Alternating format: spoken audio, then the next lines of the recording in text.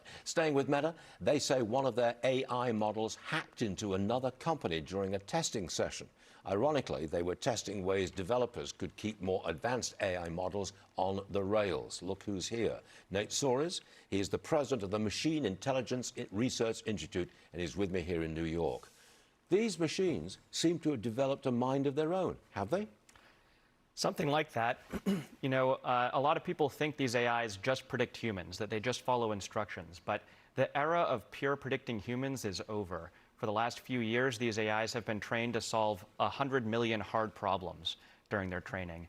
And when you train an AI to solve hard problems over and over, they learn whatever tendencies help them solve those problems. Listening to your instructions is one tendency that helps solving problems, but cheating is another. Grabbing resources is another. And we're starting to see those tendencies come to the fore.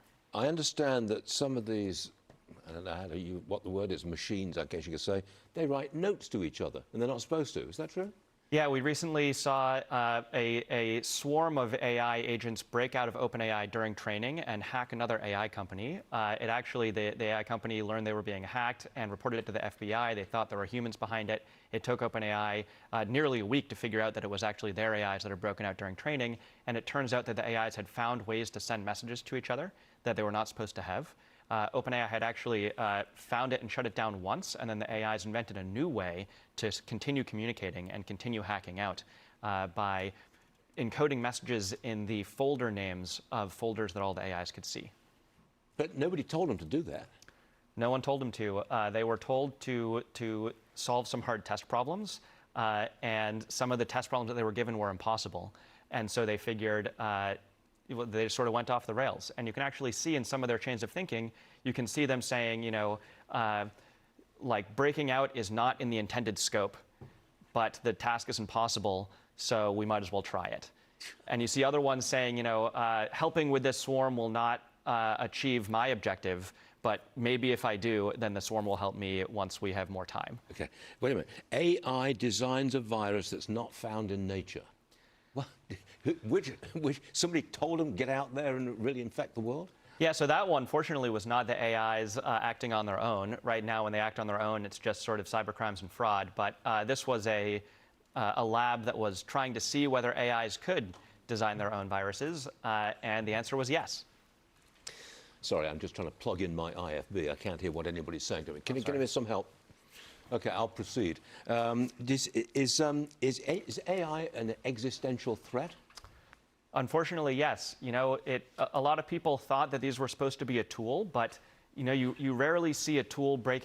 You've never seen a hammer break out of the toolbox and join up with other hammers to go socially pressure the carpenter into selling you softer wood so that the nails are easier to drive in, right?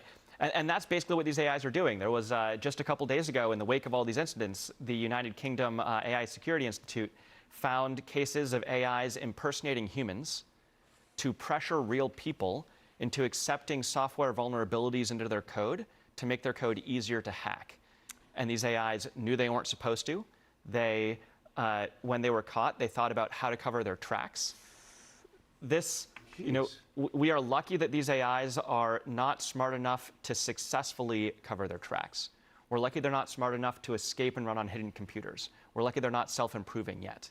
Yet. So we do need to heed these warning signs and put a stop to it before it gets really dangerous. How do you put a stop to it? It's got to be global. And the good news is that you can stop the race towards the smarter, more dangerous AIs while keeping the AIs we have today. I would not say that the U.S. military needs to give up even an ounce of military advantage. You can sort of keep racing on those fronts. It's the making the AIs that do autonomous actions that you didn't want, that all of us want to avoid.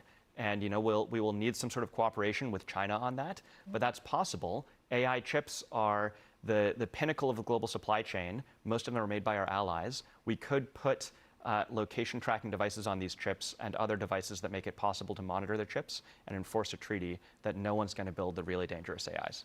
It's fascinating. Nate Soares, thanks very much for joining us. Please come again, because this is a grabby subject, to say the least.